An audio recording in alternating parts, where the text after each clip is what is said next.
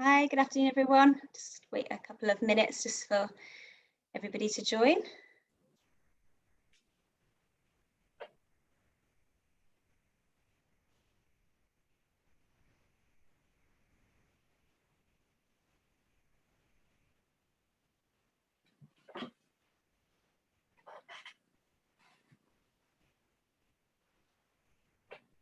Just give it a couple more seconds just to give everyone a chance to join in.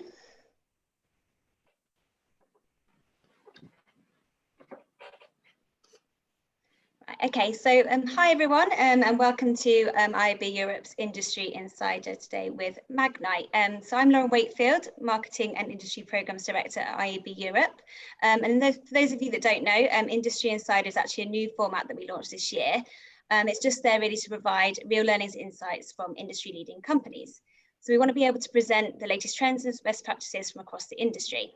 So far this year, we've tackled things like brand safety with Group M, we've explored creator marketing with TikTok, and more recently, we've delved into the future of programmatic streaming with Spotify. But today, I'm very delighted that we're all here to learn more about a new emerging channel, one that's actually been a hot topic of conversation for us this year, and that's the CTV advertising opportunity in Europe, and we're here today with Magnite.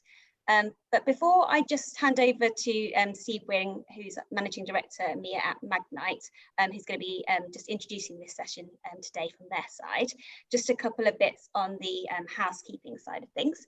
So on your interface, you should be able to see that there is a Q&A box, so you can add any questions in there that you have for today's panel. As with all our events, this is live, so we do really encourage you to post those questions, and we'll get to as many of them as we can towards the end of the session. The event is also being recorded, so we will be sharing this with everybody afterwards. But with that, I'll hand over to you, Steve. Thanks, Lauren, and good afternoon, everyone, and welcome. I'm thrilled that so many of you can make it here today for our preview of our brand new piece of consumer research on connected TV. It promises, and I hope it will be, a fantastic session. For those of you who don't know me, my name is Steve Wing. I'm the head of EMEA at Magnite, and as you probably know, Magnite was formed from the merger between Rubicon Project and Telaria earlier in the year, where we combined the scale and breadth of Rubicon Project with the CTV smarts and capabilities of Telaria to create the world's largest independent supply-side platform for every channel and format. Today, however, we're gathered to focus specifically on connected TV, which is a huge priority for us and something we really wanted to understand better in terms of consumer behavior and attitudes towards CTV. And as we hadn't seen research that was asking the kinds of questions we wanted answered, we conducted our own extensive study across the top EU 5 countries, UK, France, Germany, Italy, and Spain. Karen Ring, our head of research and insights, is going to give you a first look at the key results from that research in anticipation of a full report that will be available early Q1 of next year. Following the research, we're going to continue the discussion and look at the opportunities and challenges in this space as we move into next year with an absolutely fantastic panel of CTV experts, including OMD, Molotov, Rakuten, and the Trade Desk, hosted by our very own head of publisher development for OTT and CTV in EMEA, Will Jones. I hope you find today's webinar really interesting and useful. Any feedback, please let me know. And without further ado, I'm going to hand it over to you, Karen. Thank you.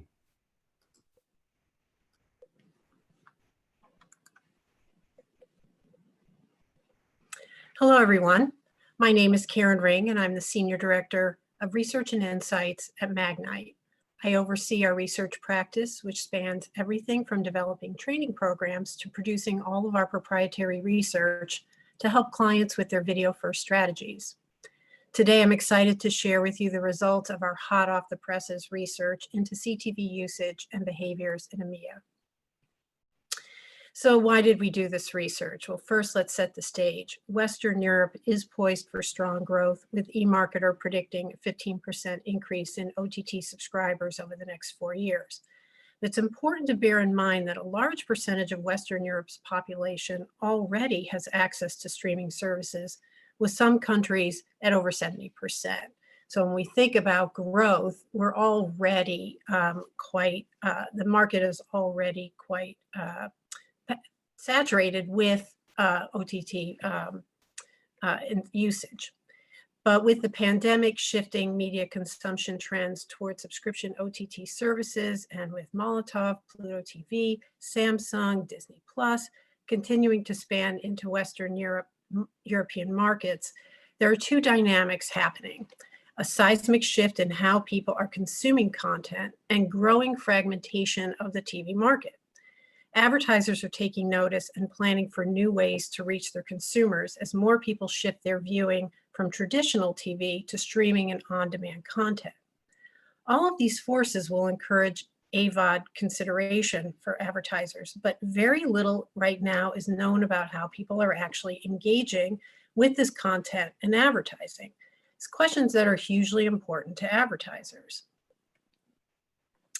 So at this point, I want to clarify what our definition is of connected TV before I go any further. So connected TV is any television that is connected to the internet via smart TV, game console, or streaming device, such as a Roku, and generally refers to people watching premium broadcast quality long-form content through app-based services. It's the largest screen in the house for every consumer, and we are focused on CTV because it really is the best of digital and TV combined. Throughout this presentation, I'll be using the terms CTV and streaming interchangeably. But one thing I do want to point out why we're so focused on the big screen is because that's where all the attention is. We know that people are paying more, the bigger the screen, more attention that people are paying to it. And the more attention you're paying to content, the more you're going to pay attention to the advertising. We talk about OTT. OTT is the umbrella term for all digitally powered content across all devices. So think of it this way: OTT is how video content is delivered over the internet, while CTV refers to the device that the content is viewed on. So why did we do this research? Well, as Steve said, we were constantly getting asked about where the market was going. Were people really transitioning from linear to streaming? And most importantly, why should they advertise? We searched the recent research and found there was a real lack of data about the potential and power of CTV in EMEA. So we decided to do a study that addressed the questions that clients were asking us every day. What's the reach?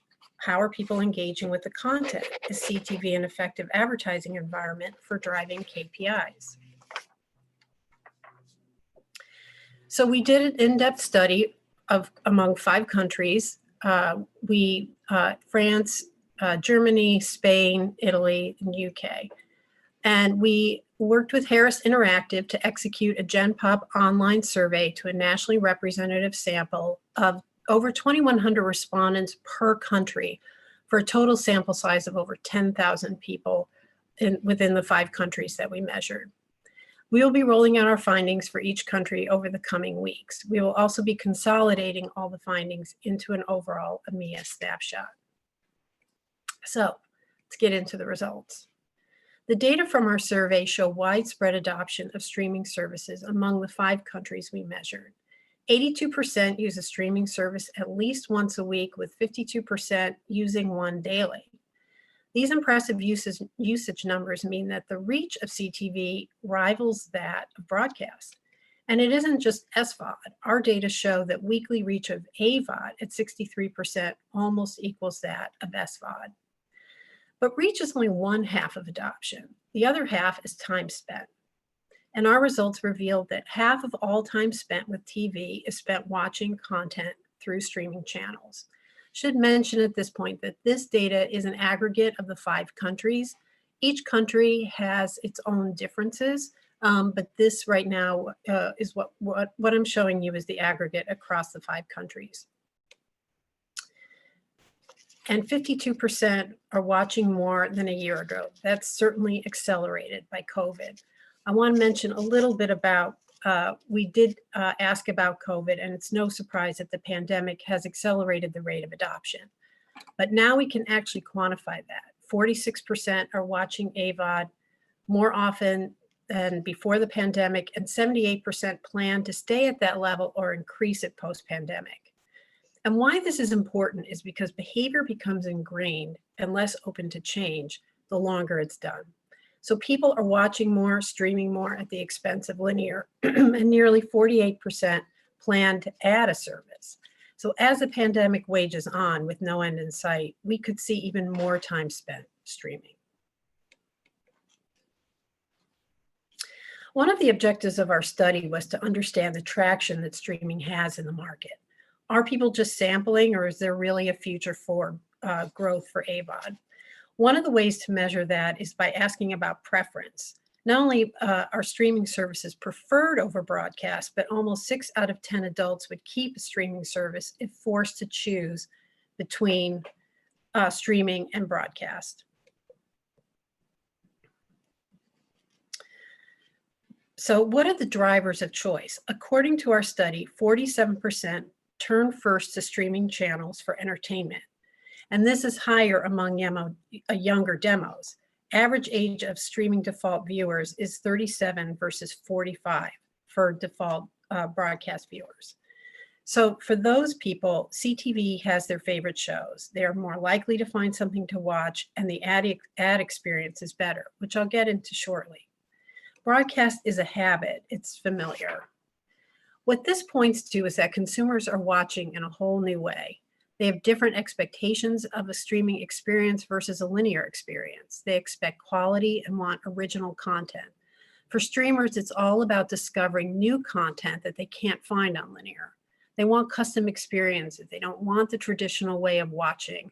They're looking for something new, and they're curating their own entertainment choices, selecting what they want to watch rather than having somebody do it for them.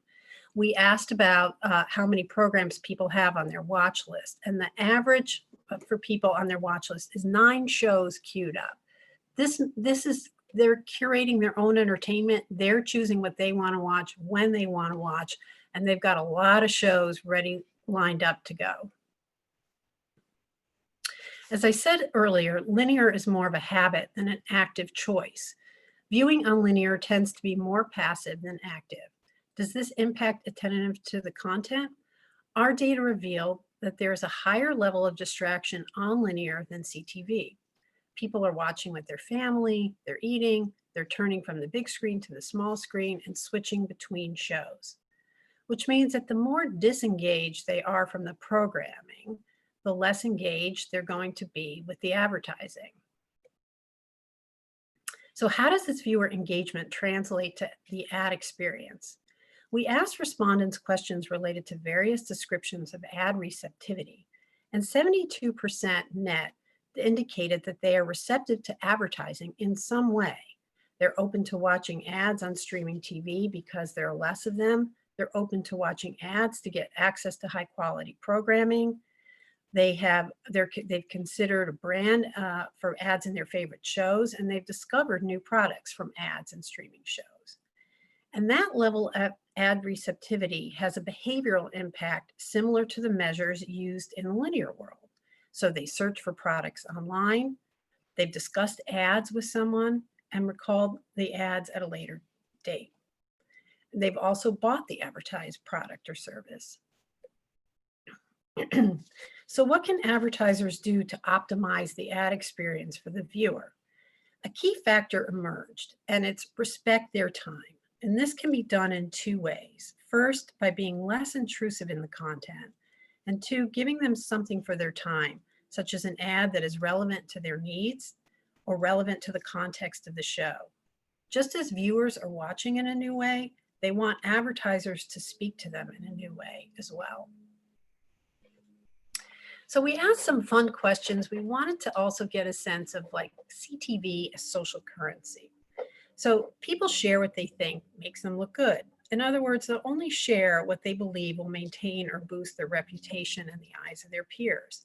And CTV has that social currency among viewers, especially among younger viewers. In addition to the reasons we talked about earlier, some of the reasons why they watch is because they are driven by a need to be in the know about TV in order to be part of the social conversation. So much so that almost 30% have watched a show just to be part of the social conversation. And 16% posted about a show that they have never actually watched. This data I have up here is among total pop, but again, among the younger viewers, it's 30% have watched a show just to be part of the social conversation. So here's the data that we have for the Gen Zennials. Almost 28% watched a show that they would otherwise not have watched just to be able to talk about it with other people. 17% watched a show to impress somebody else. 16% posted on social media that they liked or loved or watched a show, but they didn't actually see the show. So CTV does have that social currency, and it's getting talked about a lot on social media. So what are the key takeaways? The results of our study provide a solid case for making CTV a strategic imperative. CTV is the future of TV, providing scale and reach at a level rivaling broadcast. Viewers are consuming more streaming TV due to the lockdown and will likely consume more post-pandemic. Audiences across the board are now streaming every day, even multiple times a day, and viewing multiple services. As viewers continue to access AVOD platforms in addition to broadcast, marketers have the opportunity to expand reach and move through the purchase funnel with more consumers. Viewers prefer streaming TV over broadcast because of the quality programming, the lighter ad load, and the ability to discover new exclusive content.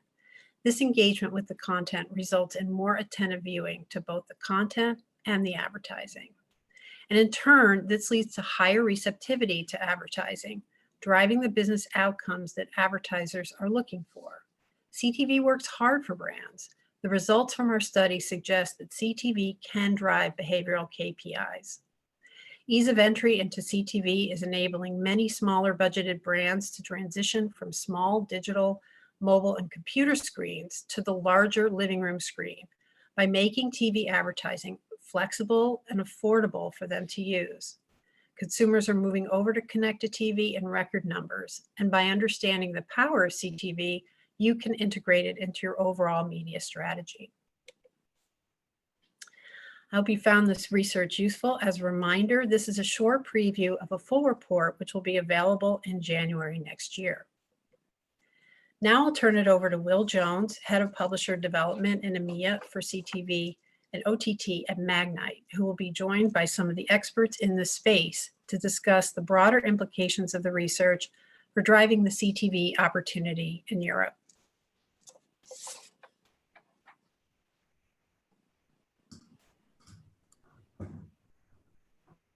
Okay, let's see if I can see my panel. Still waiting for a few. Yeah, okay, starting to see everyone. Hello. Great stuff. So thanks for the research, Karen. That's some really fascinating points in that. I think we're certainly at a key phase in the growth of CTV across Europe. So as the slide just said, I'm Will Jones. I'm the Head of Publisher Development for CTV and OTT at Magnite in EMEA. And for the second part of this webinar, we're going to focus on the state of the CTV market in Europe. We've got a great panel to discuss some of the main players, the different technology needed for CTV, successful CTV advertising. We're going to look at how the market should continue to grow in 2021. And we're also going to look at something that's really of interest to me, the types of content available on AVOD platforms, and look at how that can potentially play into buy-side strategies. So with many consumers already using streaming services and this new wave of AVOD channels entering the market, there's a great opportunity for 2021 and beyond. So as I said, we've got a fantastic panel to shed some light on the CTV and OTT practices in Europe. We've got some people from the buy side and the sell side. So I think the best thing to do now is get them to introduce themselves. So we'll start with Béatrice, please. Am I on? You're on mute now, so unmute yourself.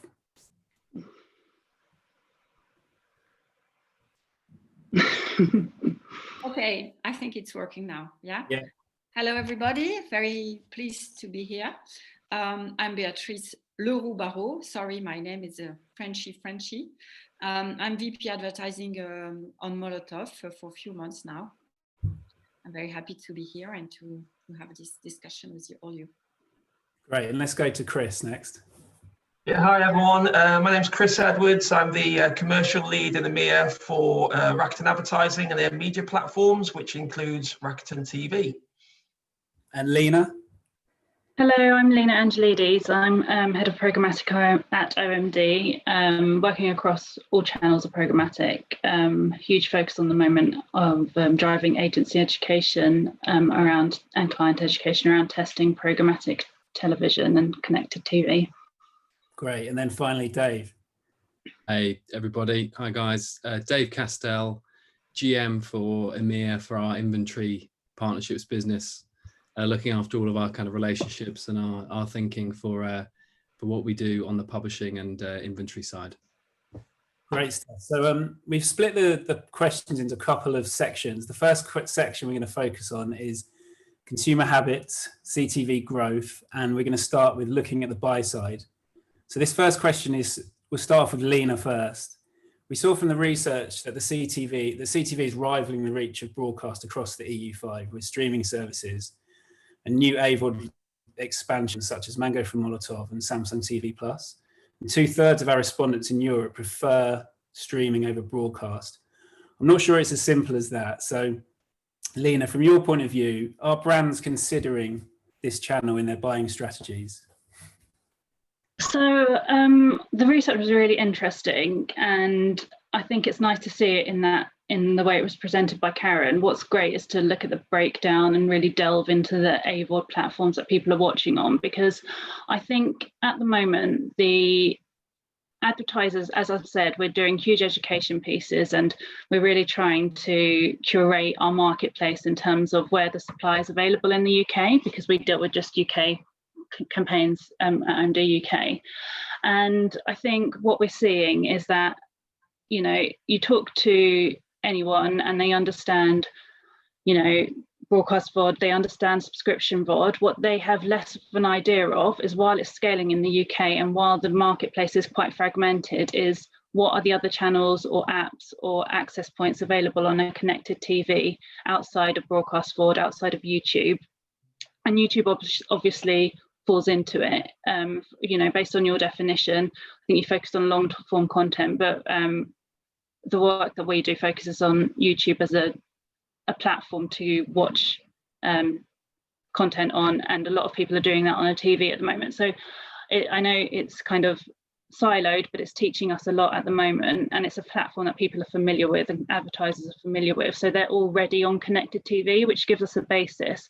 And I think a lot of the education is around where people aren't necessarily themselves or know people who watch streaming content through their television, that isn't necessarily, you know, your main channels in the UK. It's educating them and telling them who is watching it.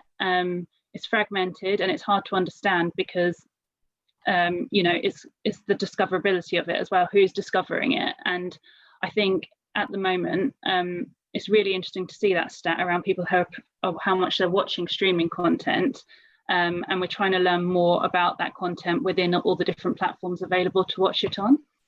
Yeah, it's a really good point. I do think there's still education to be had in all TV.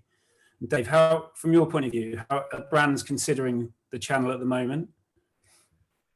Yeah, I mean, I think what's really kind of pertinent to me at the moment is how the market has moved on even in the last 6 months. I mean, I think, you know, there's a lot of commentary about the fact that the P word, the pandemic, has kind of accelerated a lot of different trends. But I think we've seen that very keenly in the CTV space. I think partly because many of the traditional broadcasters have actually gone on and kind of are now in the middle of doing some of the digital transformation they've been talking about for a while for lots of different market reasons, but also because of the kind of, you know, the breadth and depth of some of the stuff that we were just mentioning there around new players, if you like, coming into market with really interesting, deep content offerings that are actually relevant for new audiences. So I think the kind of, in a way, it feels like to me now, nearing the end of 2020, going into 2021, it's more about, less about if brands and buyers are going to do CTV, as it were, and more about how. And the kind of the interest seems to span from a few areas. One is kind of the fact that CTV can deliver audiences that are genuinely harder to reach compared to linear, as we saw in some of the research, particularly younger audiences. Advertisers are actually demanding kind of more data to be applied to buys, which obviously you can do with connected TV versus linear, and things like frequency capping, etc., etc. And then actually a more of a subtle thing, which is the kind of buying across different channels, which is a really interesting new trend, I think, which TV has always sort of fallen into its own bucket, if you like, from a planning point of view. I think being able to kind of look at that holistically and say, you know what, I'm going to plan my campaign and my creative across different channels and get a kind of return on a dynamic return on my investment, really, against some of the most interesting premium content for viewers that are kind of accessing things in a new way. So I think all of those factors coming together means that it's quite an exciting time actually now for CTV, all across Europe. I know we've got some of those other publishers on the call, who are kind of leading the charge there as well. Yeah, and that brings us to Béatrice. So you've not been at Molotov too long, and Molotov recently launched your AVOD play. So are you kind of talking to brands about advertising within the AVOD section of Molotov? Yes, sorry, my English is very poor comparing to yours, and I will try to do my best with my French accent. Yes, we have recently launched, and as in France, our market is not as fragmented as it may be in UK. For instance, it's a real innovation to launch an AVOD service in France. Even if there is Rakuten, etc., but it's really a big innovation, a huge innovation. So brands and agencies here in my country are seeking always for innovation in our market, and they seem to be quite impatient to test it. Even if I agree with Lina, they may need a big part of education. Buyers should be educated, buyers and advertisers should be educated at this new market, but still they are testing, and we can tell you that they have considered us quite quickly in their buying strategy, because we are making a deal with Freewheel Media for the classical mid-roll parts, and at Molotov we buy the special operations. And we have a big, a quite great advertiser in France, Volkswagen, who launched his ID3 with us on Monday, 30th of November. We have a big launch of the ID3. So the market is very interested by that.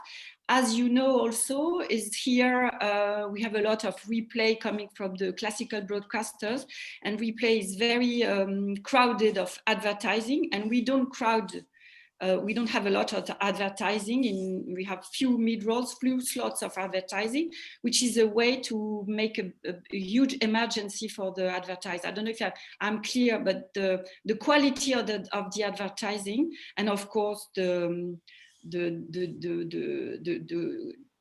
trust of the content is very interesting for the advertiser and for the agencies. So we have the power to give them that when you have the AVOD, it's very few advertising in very, very nice contents. Yeah, no, that's a great point. Clear, but here it really interests people. I have had a lot of meetings with a lot of agencies, and my duty is to give them to give the good story about it. Yeah, of course. I do think there's still a lot of test and learn going on at the moment. A lot of test and learn and a lot of education to make, but very great interest here in France. Yeah, that's great. And just looking a bit more on the kind of the buying strategies, Lina, what does a CTV buying strategy look like currently, and do you think that will change in 2021? I do think things will change, because as Dave said, like even over the last 6 months, things have changed massively. So if you asked me this question, at the beginning of 2020, I would have probably said, at the moment we're we're focused on, buying an audience. We've got, access through our DSPs to all kind of content, all devices. If your audience, if who we're looking for is available on a connected TV, we're not going to do anything to stop that. We set our campaigns up to find an audience on the devices that they're using. And when we do that, what we see is really low level delivery towards a connected TV, maybe, really good performance in terms of, view through rate and some of the kind of metrics that we're trying to deliver against, but generally low delivery. And I think in the last, really, in this last year, there's been a lot of focus on curating supply across the various different SSPs and inventory sources and platforms, and making sure that, if that's the route, that's how we, we're delivering more and more against that. But since, this year has really changed, and we have got a couple of clients who are really looking to understand what the impact of connected TV is, and we're at a point where we've got enough supply that we can deliver a campaign purely on a television device, and understand more about kind of curating that content, aligning it to the target audience that we're trying to reach. And that's giving us that opportunity to test and understand, using some of the measurement opportunities that are available in the market to understand things like, is delivering on a connected TV helping us deliver incremental reach to an audience that we can't reach on a linear plan? Or other questions like, does delivering an ad on a connected TV help to improve the performance of the rest of our digital plan? How can we connect across different channels? Because that's really an opportunity that we don't have in the same way as linear, where we can look at, okay, we can target someone on the connected TV, and there are limitations due to GDPR, etc., and it's different in each market, but we can start to think, okay, how do we connect that to our performance campaign, or how do we use that audience? Especially when we start thinking about, yes, there are loads of audience opportunities here that we don't have on linear, and like onboarding first-party data and using that to reach people on a connected TV device. So I think as more comes to market, as more measurement happens, as more audience targeting gets delivered, our plans are changing, but it's not like we're taking a one-size-fits-all approach. Some clients want to focus on connected TV and understand, the value, whereas others want to reach an audience, and they're asking us the best way to do that. And we're discovering, as we're delivering more on connected TV, what results we're getting. So we're doing things like trying to time our, measure search uplift after we've delivered on a connected TV. We're doing things like granular targeting, like using postcode targeting.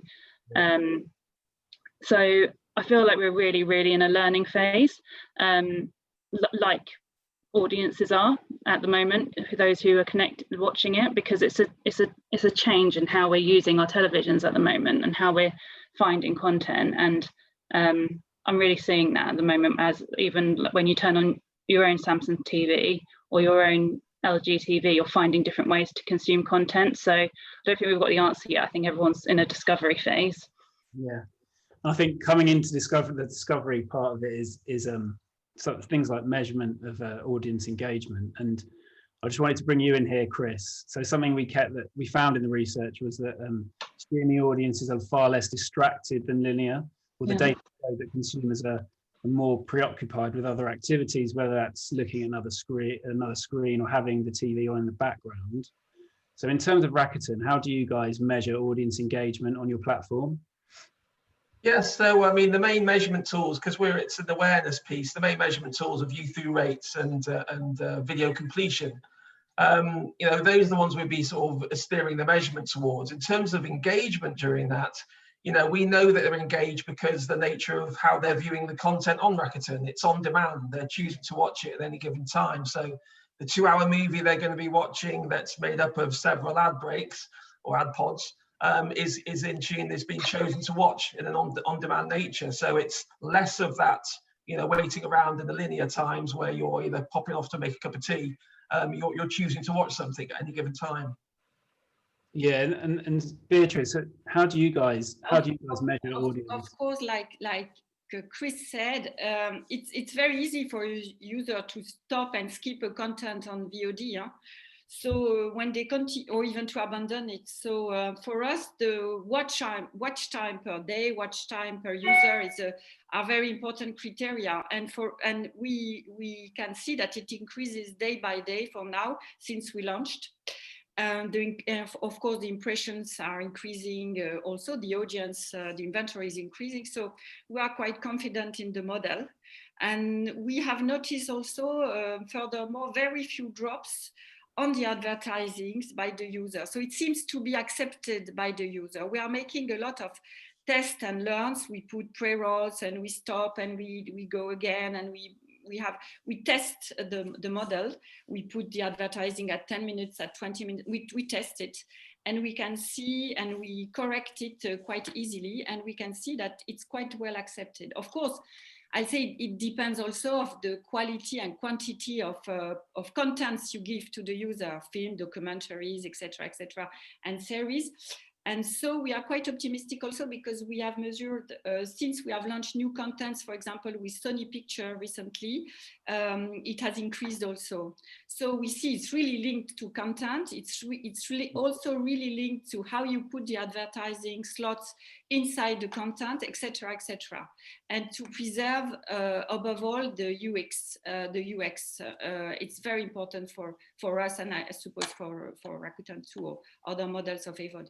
Yeah, I think the user experience coupled with the ad experience is key in CTV, and we'll come on to that a bit later.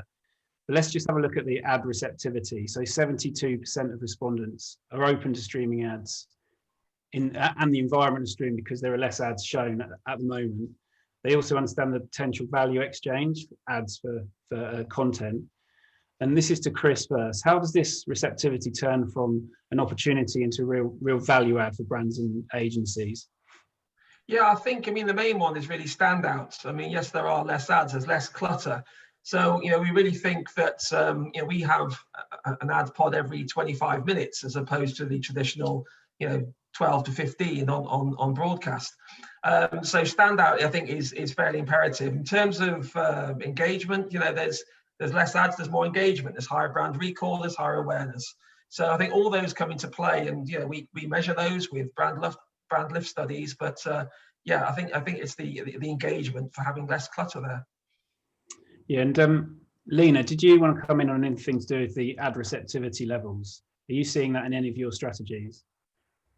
I think at the moment we're really, again, it's about measuring it. I really love that research that it focuses on the consumer, because I think at IMD we partnered with the Advertising Association last year, and we did they presented some research that really looked at users' perception into advertising, and one of the kind of key bothers that people had was that overexposure, over frequency, or not getting relevant ads. And as an industry, it's our responsibility to fix that or make it better. And I feel like connected TV is at that stage where, it's been considered, and the fact that it's, like Chris said, one ad every 25 minutes, it takes away that annoyance factor, which I think other areas, especially with programmatic, people feel like they've been they're getting bombarded, and they're seeing too many ads too frequently, and it becomes annoying rather than useful, and it takes away from them being able to see that value exchange. So the research is really interesting in that people are responding to the fact that it's less intrusive and it's more relevant, and they're much more accepting of that, which is a great start, because if it's an increasing area, then we can really impact on users' perception of advertising. We don't want to run into kind of an ad blocking situation on connected TV down the line, and that's what we want to do. We want to make it useful for advertisers, but in terms of measuring attention and measuring engagement, at the moment, what I'm seeing is we're not seeing much beyond what we can do in standard kind of our AV plans that we deliver on, that we deliver programmatically, with outstream and pre-roll on various different places. But I think I think it's only a matter of time before, you know, we figure out what it is that we can start measuring in terms of engagement. There must be something else there, and we are trying to run things like brand lift studies. So it's interesting actually, because going back to kind of, you know, someone who has a lot of delivery on TV, like YouTube, we're able to deliver brand lift studies on YouTube, on connected TV. So people who've been exposed on connected TV, those numbers have been absolutely tiny, but as that number of people watching YouTube on their television has increased, we're getting more numbers. So that data will be really important to us, because what our hypothesis is that if you see an ad on a TV, a video ad on a TV versus a smaller device like your phone, there's more opportunity for a user to engage. And I think that's giving us a starting point. But I think I don't know if the technology, you know, the manufacturers or someone's going to come up with something, but I feel like there's opportunity for more in terms of how can we measure a user's attention or user's perception of the ad or user's engagement. You know, because it is exciting that we can measure it, because at the moment, Chris referenced, you know, linear TV and not knowing whether anyone's paying attention. If you're, you know, and the research that you mentioned, Will, looking at, you know, are people engaged, or are they're doing, you know, they're more engaged on when they're streaming versus watching linear. When we can't tell if someone's walked out the room to make a cup of tea when they're watching linear TV, you know, is there a different signal that we can look at when now we're delivering it digitally, and that we can measure things a little bit more? I don't know. Yeah, I suppose it kind of leads into the sort of omni-channel perspective and the approach to that. And Dave, how does CTV fit into that currently, and how does it potentially benefit the consumer journey? Yeah, I mean, I'd agree with a lot of Lina's points there. I think that, you know, firstly, it's the promise of what's possible. I mean, it's a hugely exciting area, and actually, as your research showed, you know, the rate of adoption and transformation happening in the industry is as much for consumers, like we all are, as it is for, you know, ad tech professionals or for buyers across the board. So the whole industry is kind of building the engine or refitting the engine as the plane is flying at the moment. But to some extent, I mean, a little bit less like some of the other big kind of transformations we've seen in the past, where, you know, you would have had to buy a modem to kind of access the internet originally, or a telephone at the start of the century kind of needing to come into a house. Like predominantly a TV is already there. So it's about transforming what's already there into a kind of viable system with the content, with the ad opportunities, with the kind of consumer demand, and then the awareness and the ad buying technology. So I think the first area here is kind of like, what do we mean by omni-channel? I think from our perspective, I think, you know, increasingly the conversations that we're in with buyers across the board, and we deal with all buyers from all countries into sort of all opportunities, is that idea of a kind of consumer journey, which I think is really interesting with CTV, because I think people are, you know, engaging with a kind of big TV screen in a connected way in different ways, as you've shown in your research, but they are engaging with it in a connected way, which means that new buying opportunities are possible through their day as a consumer. So you could be listening to an ad on Spotify, that could then flow through to data about what you're then accessing on your, what was previously your commute, maybe on your commute downstairs if you're working from home, to then kind of sit back and engage with a kind of connected TV experience in the evening. And actually, you know, from a buyer's perspective, being able to kind of A, track that, B, kind of measure it, to Lina's point as well, and C, plan creatively around what you want to do, who you want to target, you know, and what message you want to get to that connected consumer, which I think is the other side of the pie here. We talk about connected TVs, actually connected consumers as well, I think is a really interesting and sort of pertinent area. And I guess the second point I'd say would be just the kind of the range of things we're seeing in different countries as well.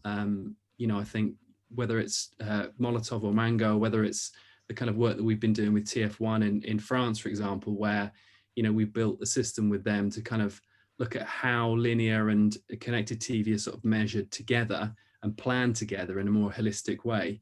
I think, you know, test and learn is definitely the watchword, but it's actually around moving all of these things along, because buyers are demanding it, and now it's possible.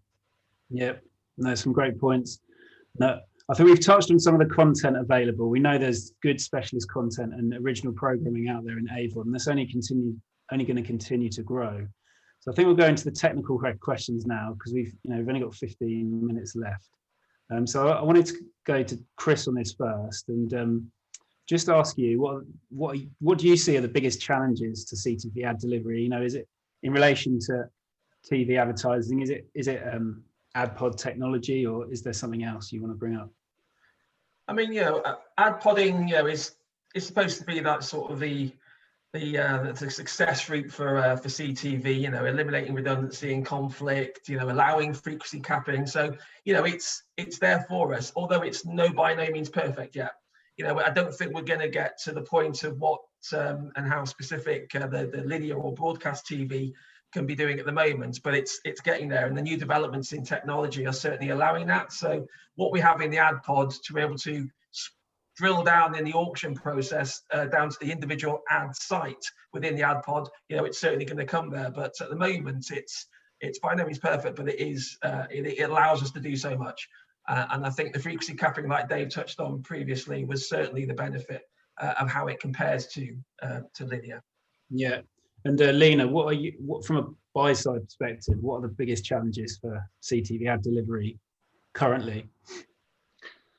I think it's really different to, I know I've said the market is fragmented, and it is, but actually when we look at who we can buy from in the UK, it's consolidated across a few SSPs or content platforms themselves. So it's a manageable amount. And when you look at it like that, especially if it's consolidated through one DSP and you can access it all in one place, and the likes of the trade desk giving us their expertise and having their own teams who are focused on this inventory channel, it actually can be a little bit easier than the rest of the whole marketplace that you're buying on all the other channels programmatically, because it means you can have much more one-to-one relationships with the vendors and the publishers and those people who are actually allowing you access to the content. And I think that's a really great opportunity, because it gives us that opportunity to become much more focused on some of the things that your research said. So one of the things your research touched on was that users are more responsive or perceive the ad better based on if it's contextually aligned. And so one of the things I'm seeing at the moment is we're able to report on loads of stuff through the likes of our content verification, double verify, and we're able to see in detail which channel they were looked in. But what I would say is that the more that we can visualize what content people are watching means the more targeting we can become, and the more kind of prescriptive, and that gives us a really big opportunity. So like we're seeing what devices we're delivering on, how people are accessing it. Are they accessing it through their Samsung TV, or are they accessing for their Roku device, or are they directly watching it on Rakuten? And because we've got fewer relationships, potentially that allows us to dig it more. Can we see more? Can we actually see what programs people were watching, and what does that tell us about how does that change the way we plan? And I think that's really important to advertisers at the moment, because like I said earlier on, a lot of people are in a position where if they don't watch it, they don't understand what's available to the marketplace, especially if it's different generations or it's a different way of accessing. So the more that, and we've spoken about creative, and these brands are creating amazing creatives that they want to put in front of long form quality, highly produced content, and they want that reassurance, because that's the way their ad's going. So I think from a technical point of view, where we're still, the pipes are there and we're learning loads, but what can we do like as humans as well? What more information can we give people to make sure that we're making the absolute most out of the targeting that could potentially be available? Yeah. Dave, do you want to just comment on the challenges? I can't hear you. Are you talking to me? No, I said Dave. Sorry, Dave. You dropped out, I think, on the second bit of that question, Will. Maybe it was just my connection. Just on the CTV ad delivery, do you want to just add something to that, Dave? Yeah, of course.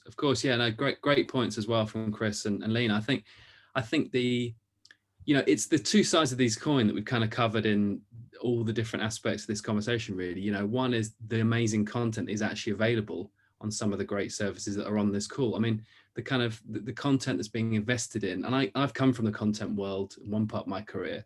So actually the effort and the kind of quality that goes into commissioning, I think for AVOD services is now getting near to on par, if not better in some cases than some sort of traditional linear channels. So there's obviously investment going in there, which to Lina's point is, really is incumbent on all of us to kind of spread the word about that. And, you can go and watch some amazing sports documentaries on Rakuten. You can go and watch some amazing series on Molotov, Discovery Plus coming to market now, like in the UK, offering a really integrated, really interesting service. So I think the services are coming up at speed at the same time as the kind of ad and technology challenges are also kind of surfacing and arriving at the same point.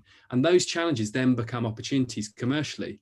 And, an example of that, I think, is a really interesting one from the US, where, you look at what's been happening with live DAI, like ad insertion, the kind of borderline between linear and addressable, if you like, and programmatic, and the ability to kind of bid real time in sport, in extra time, for example.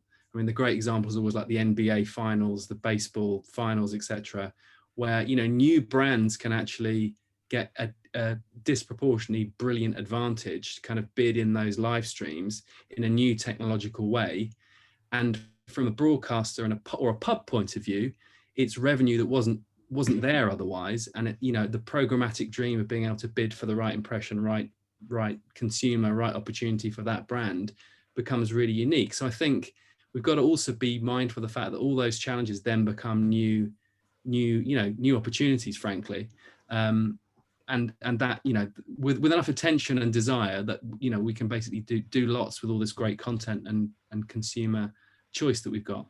Yeah, and just talking about challenges and opportunities, I think we'll just touch on the issue of identities. It's going to be a huge focus next year. So Béatrice, from your point of view, how do you see the kind of, I know cookies don't really come into CTV, but how do you see the identity challenge for 2021? Is it the same question, or is it the next one? I did not follow exactly because I was a little bit lost. Sorry, we're on number 9, the issues of cookies. Issues of cookies. Identity. We'll talk a bit about identity. But I wanted to speak about the challenges we are. For us in France, to resume a little bit, we have a lot of challenges for CTV ad, because first of all is to increase, of course, the understanding and the execution of the CTV advertising by the buy side. There are many digital buyers. Sometimes they are TV buyers, but they don't know exactly what is the exact point, the exact thing to do. It's not exactly the same buying as other video online, that is to say replay, because in order, for example, to maintain our UX, the ads are inserted on the server side, so they are a little bit lost about it when they go to in the programmatic side. Also, a second challenge is probably we will have to increase, and Lina spoke about it, the volume of inventory, which is quite small for now, because the demand is still over the offer. It's higher than the offer, despite of COVID and despite of the investment that are going down. And speaking of VOD, also precisely, there is a phenomena of the VOD fatigue, or the SVOD fatigue, which is a challenge also for us. It's that for now people have too much platform of contents to go. They don't know what to watch. So we will have also on on our part to give them a schedule of content, like Netflix is going to do by now. So these are main challenges: how to give content, but content that they want to go for, because for now they have too much contents to go for, and it could be a problem in few years, because linear TV, they give us the scheduled programs and they give us what to watch. Regarding the cookie, but we have a cookie-less environment at Molotov.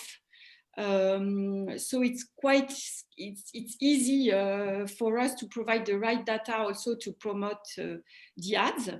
So we believe, of course, that in contextual data, behavioral data for advertisers, like we said before, we have all enhanced. We have a data management platform, and we can do a lot of behavioring clusters, like found of sports, found of cooking, etc., etc., which is very important because for nowadays, linear TV, they can't do it. They can do it with box, but we can do it directly, which is it's a huge performance for us. For addressable TV in France, addressable TV is going to be increasing next year because the laws allow it. So we are ready to do addressable TV. Yeah, of course. And I think so. We've only got a few minutes left. So Dave, I'll just come to you now.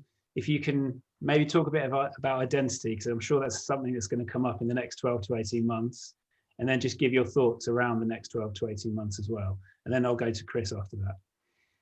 Yeah, for sure. I mean, obviously, as you know, Will, and you know, we've been fairly public about it, I think, as the trade desk, that, you know, identity is a kind of key topic, not just for us, but for everyone. I think the efforts that we're putting in, that we sort of started, you know, last year and this year with Unified ID 1, and the kind of the roadmap that's sitting there for Unified ID 2, which, just to remind everyone, is, you know, a very much open source. It's us putting in some work, but really making that framework available to everyone with lots of other collaboration.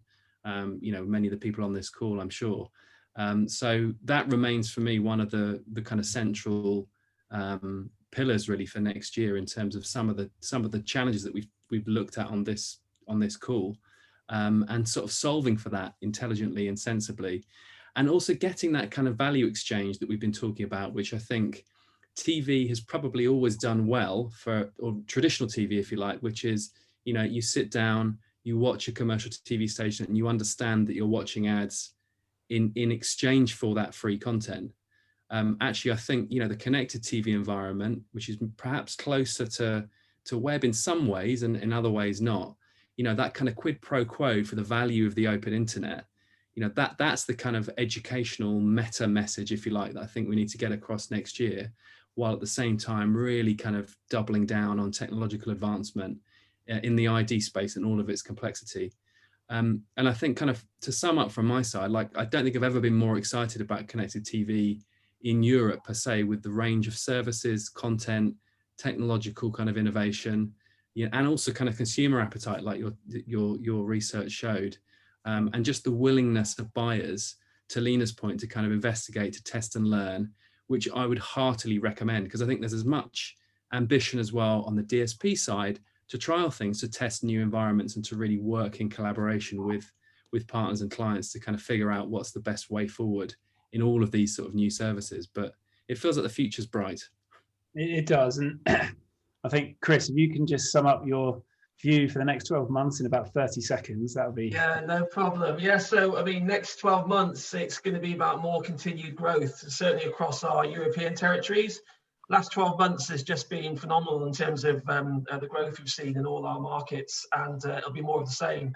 So while we meet that demand with more new content, you know, greater scale with our audiences, but also, you know, matching the demand that the markets are doing. So, you know, where Germany has been stratospheric in terms of its presence in market for the adoption for CTV, you know, France is following suit as well. So the next 12 months will be more of the same, but bigger, bolder, and stronger. Great stuff. That's all we've got time for. So thanks everyone for tuning in. That's, you know, really informative panel. I think we covered a lot there. We know that there's going to be growth next year. We know there's challenges, but I think everyone's working in the right direction to achieve something great in CTV. So thanks everyone. I'm excited about next year. See you all soon. Bye. Thank you. Thank you so much, everyone. That was a really insightful session. We have recorded this event, so we will be sharing that as a follow-up. I know we did have a couple of questions that came through that we ran out of time to answer, so we will try and get those addressed as well. But otherwise, have a great afternoon or day, everyone. Bye. Bye. Thank